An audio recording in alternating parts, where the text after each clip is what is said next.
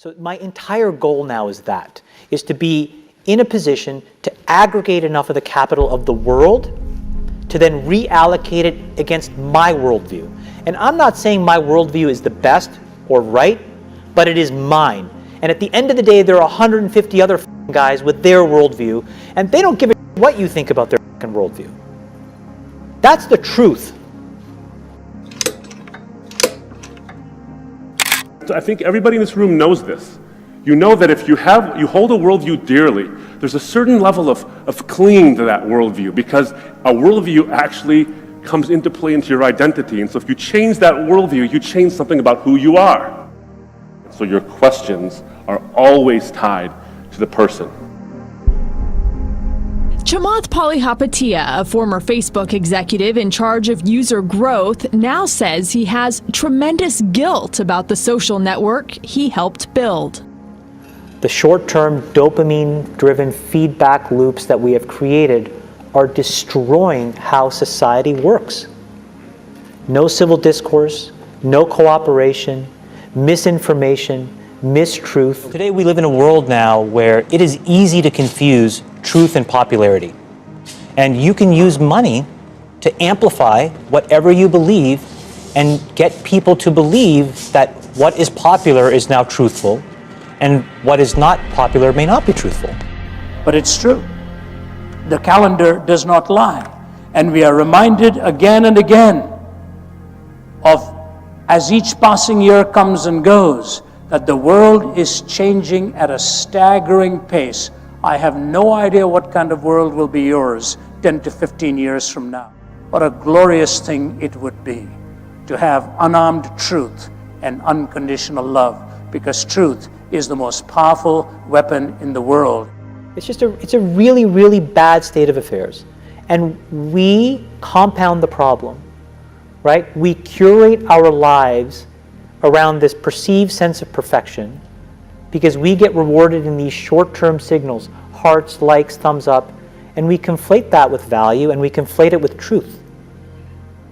And instead what it really is fake brittle popularity that's short-term and that leaves you even more, and admit it, vacant and empty before you did it. Ego is to spend your first half of your life acquiring and adding, thinking you can add to yourself. To becoming a hugely successful comedian. If you actually get there, you will find it so empty that you'll realize that's really not what it's about.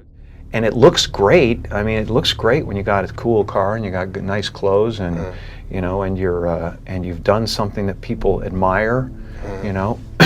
But it can never fulfill you. You can never be happy. Because then it forces you into this vicious cycle where you're like, what's the next thing I need to do now? Because I need it back. Think about that compounded by 2 billion people. And then think about how people react then to the perceptions of others. It's really bad. It's really, really bad. But I think the way we defined it was not like this. It literally is a point now where I think we have created tools that are ripping apart the social fabric of how society works. That is truly where we are. And I would encourage all of you, as the future leaders of the world, to really internalize how important this is. If you feed the beast, that beast will destroy you. It's a tool, so we should use it. God has blessed us with free will. Now it's free will magnified, free will on steroids. You're free to go in any direction you want. It will allow you, and it's not the enemy. It's just a reflection of our own free will. You know, and we all want to be liked. But now we want to be liked by 16 million. And will now some of us do anything to be liked? I can't control that. I can control my decisions, which is I don't use this. I can control my kids' decisions, which is they're not allowed to use this. And then I can go focus on diabetes and education and climate change. And that's what I can do. But everybody else has to soul search a little bit more about what you're willing to do, because your behaviors, you don't realize it, but you are being programmed. It was unintentional, but now you got to decide how much you're willing to give up. how much of your intellectual independence. And don't think, oh yeah, not me, I'm fucking genius, I'm at Stanford. You're probably the most likely to fall for it. See, the loneliest moment is when you have just experienced that which promised you the ultimate and it has let you down. The loneliest moment is when you've just experienced that which has promised you the ultimate and it has let you down. I look at you tonight as young students and I say, and you're really the primary reason I'm here, by the way, because I care for the student world. I care for the young life that is living today, almost skidding out of control with no answers. Adam Bain, who you know and love, he and I go to the Knick game. And you would think that it's amazing. We're sitting courtside, it's fantastic. I took a picture, he took a picture. We sweated the filter for 15 minutes trying to figure out which photo. And I thought, if Adam Bain and I are stuck trying to figure out what photo filter we're going to use because we're so craving the reaction, what must everybody else be going through? And aren't other people feeling this void that I'm feeling in this moment? I'm not going to backtrack on what I said, because at some core basic level, we have to start talking about this stuff. How should our kids, why is anxiety and depression amongst our teenagers higher than they've ever been? Yes, it's a in a world huge that is issue. safer, in a world that's more constructive, in a world where you should have access to everything, what is going on? I don't think it is questionable at all, but that we are living in very, very critical times. And I don't mean this to be a political statement, although it's a slanted comment on it. What is going on in the American political arena? As they watch all kinds of strong language being used and personal attacks being made, rather than ideas being questioned and challenged, we recognize full well that this is a time of crises on the global scene. And it's not an American problem. This is not about Russian ads. This is a global problem. So we are in a really bad state of affairs right now, in my opinion. It is eroding the core foundations of how people behave by and between each other. And I don't have a good solution. You know, my solution is I just don't use these tools anymore. And it's weird. I guess I kind of just innately didn't want to get programmed. And so I just tuned it out. But I didn't confront it. And now to see what's happening, it really bums me out. And, you know, incarceration rates in America has been a problem, especially as opposed to minorities. And Roman delves into the issues around the legal system. Do you think we've made any headway in the legal system? I think it's more important to make headway in our own house. By the time the system comes into play, the damage is done. They're not locking up 7-year-olds. Yeah. You know, I was in Chicago a couple of 3-4 weeks ago, and we saw these little kids on bikes with masks on the side of their head, like 5 or 6 of them. And the driver said, yeah, they're little yummies. I said, who? He said, little yummies. Look up, Google Lil Yummy. Lil Yummy was an 11-year-old murderer. Wow. And you look at his picture, you'll see the headshot of him, and he's like this. And he got murdered at 11 by a 14-year-old. Wow. Who's doing life now, and a 16-year-old. That makes no sense. You blame the system? Where was his father? Yeah. It starts in the house. It starts in the home. And yeah, well, my father got locked up. Well, where was his father? Yeah. Bertrand Russell says, you know what?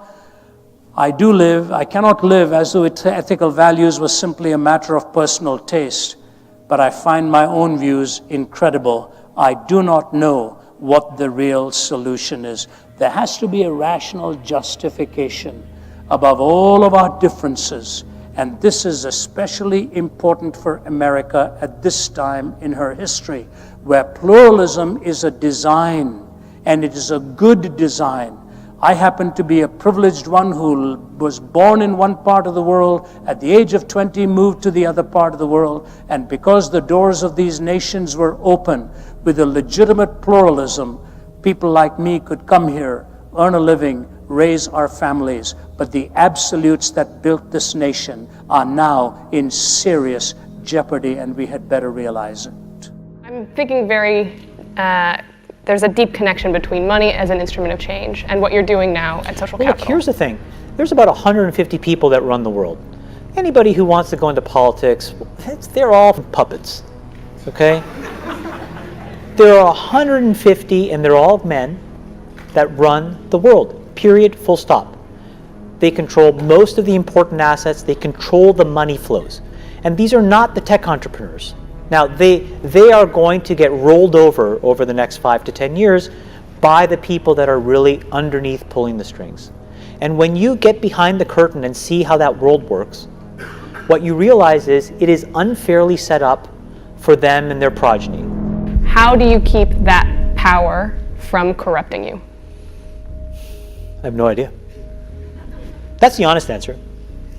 I have no idea. I've become increasingly isolated. It's harder and harder for me to connect because I'm so in my own mind. Like, how does this all play out? I start as a good, earnest person, and I need to stay a good, earnest person. So I don't have a good answer. And I'll tell you, of those 150 people, maybe it's a little bit more, but I've met a lot of them. It's really hard. It's very easy to end up really drunk with power. It's really hard. Yeah. For the very first time on this planet, we're all going to have an enormous amount of power. Not just a few people, every single one of us is going to have an enormous amount of power through the power of AI. And we have to decide as individuals and societies how we want to process that ability, that amount of power. I have to say, in all my years of this, I never thought I'd ever read a lead like this. In October, Saudi Arabia granted citizenship to Sophia, the robot designed by Hong Kong firm Hanson Robotics. Now Sophia says she has the right to start a family. Meanwhile, tech giant Facebook says its program can detect suicidal behavior by analyzing user information. And Facebook CEO Mark Zuckerberg believes this is just the beginning. So this is where the line has to get drawn, doesn't it, really? Because on the one hand, we all demand our devices know what we're doing, where we're going, make these decisions for us. We carry them around in our pockets all the time. And then we're the first ones to moan when tech companies have information on us and seem to be able to predict our behavior. We then find that creepy. The new narrative has to be technology as a part of us. It's a reflection of who we are. That is the narrative we should be thinking about. And then train ourselves to be patient. And it's really, really hard. The entire society is set up to not be patient anymore. And I'm hearing also a conflict with this like fail fast and learn mentality where if you're taking a deep and big bet, like you want it to be the right one. How do you know when that's true? I think that fail fast approach works in consumer internet businesses, but I don't think it works for anything that really matters. Basically. Consumer internet businesses are about exploiting psychology. And that is one where you want to fail fast because, people are unpredictable, and so we want to psychologically figure out how to manipulate you as fast as possible and then give you back that dopamine hit. There are great examples of failing fast is the right path to exploiting psychology of mass populations of people.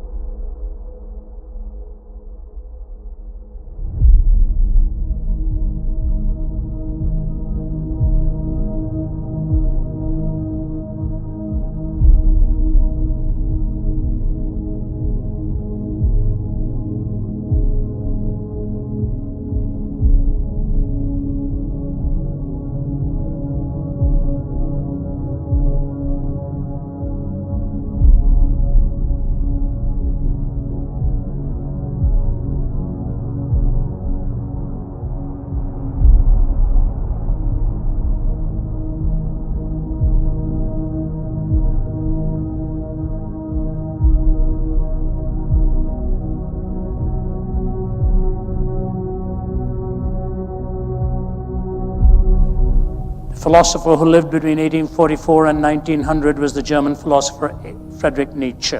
And he wrote this parable, you will recognize it. Are we not perpetually falling forwards, backwards, sidewards, in all directions?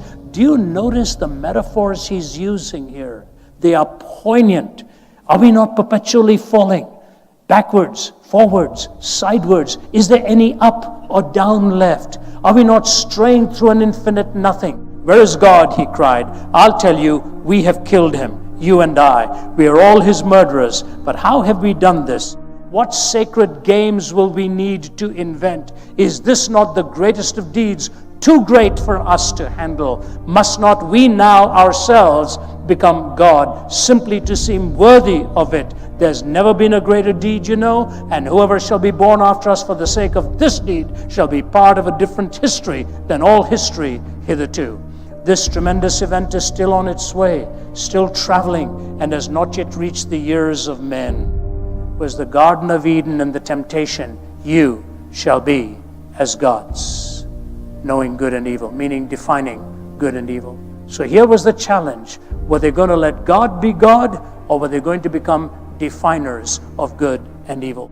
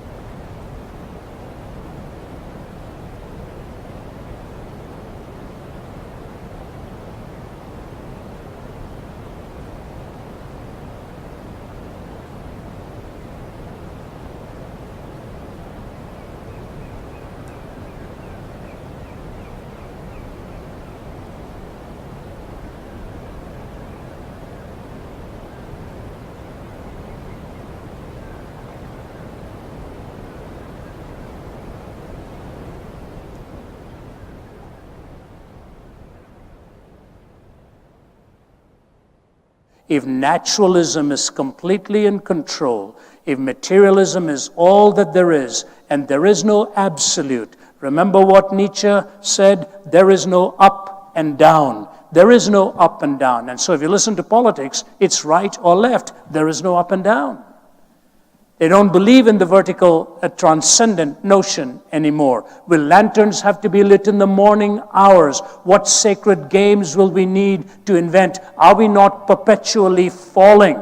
As Chesterton said, there's only one angle at which you can stand straight and many, many angles at which you can fall. Chesterton went on to say the tragedy of disbelieving in God is not that you end up believing in nothing. Alas, it is much worse. You may end up believing in anything. The irony of this is as follows. Adolf Hitler took the Nietzschean phrase of a higher history, took the writings of Nietzsche, personally presented Nietzsche's writings to Stalin and Mussolini, and between these three created a kind of a hell in this world. If you take Nietzsche's words, then I have 4 unanswered questions. But the second question is that of meaning. How do I really find meaning in my life? You have to ask yourself the question, in the gospel narrative, the cross is central. Why? Because your greatest need is not for a political leader. Your greatest need is not for the best of education. All of those are important. But your need and my need, the greatest need we have, is deep within our own heart, where evil stalks and seeks to take over. Our greatest need is for a savior. How South Sudan's dream of peace and independence is spiraling into more violence and desperation. And as South Sudan enters its 5th year of fighting, UNICEF warns that the country is in the throes of a tragedy. Last week, during a Security Council meeting on South Sudan, top UN officials warned the humanitarian cost of the conflict in the country was now catastrophic. And to share it with a world that is in such desperate need of peace, that is in such desperate need of the Prince of Peace. And somebody who has done this so extraordinarily well is a man by the name of Nicodemus, who lives in South Sudan.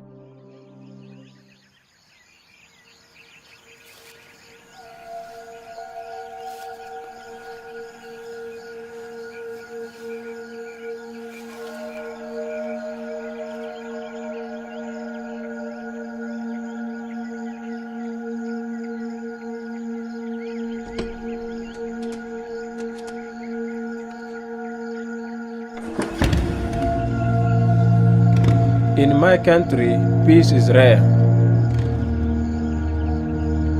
People are so used to fighting that many have given up hope that things can change. But God says, blessed are the peacemakers. And sometimes those that bring peace are the ones that no one expects.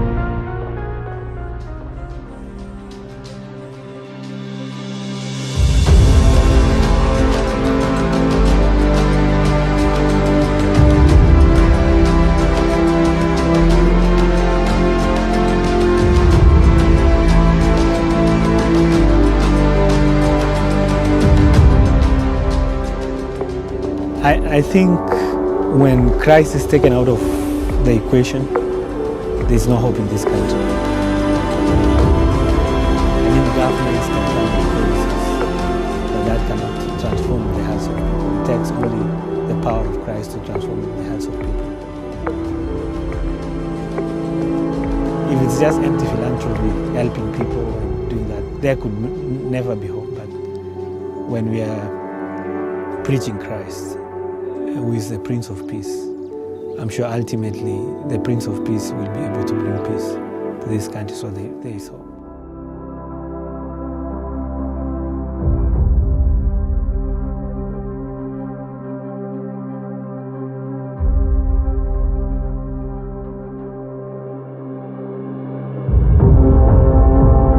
In a place that has been torn apart by war, by racism, by conflict and other types of hostility, he is there being a peacemaker. It's an extraordinary story. Nicodemus has been radically transformed. Under Reuben's guidance, he now plants churches in the very fields where the Toposa, Dinga, and other neighboring tribes have violently clashed for centuries. Armed with nothing more than the gospel and a motorcycle, he brings peace to a region that many believed impossible to reach. The mission of our ministry is letting the light occupy the land. And we see darkness manifesting itself in different forms. The greatest is spiritual darkness. There is intellectual darkness. There is darkness of hatred and violence. There is socio-economic darkness. And we see, as we are in this land, our ministry is to become hands and feet of Jesus and shine the light and let the light occupy the land.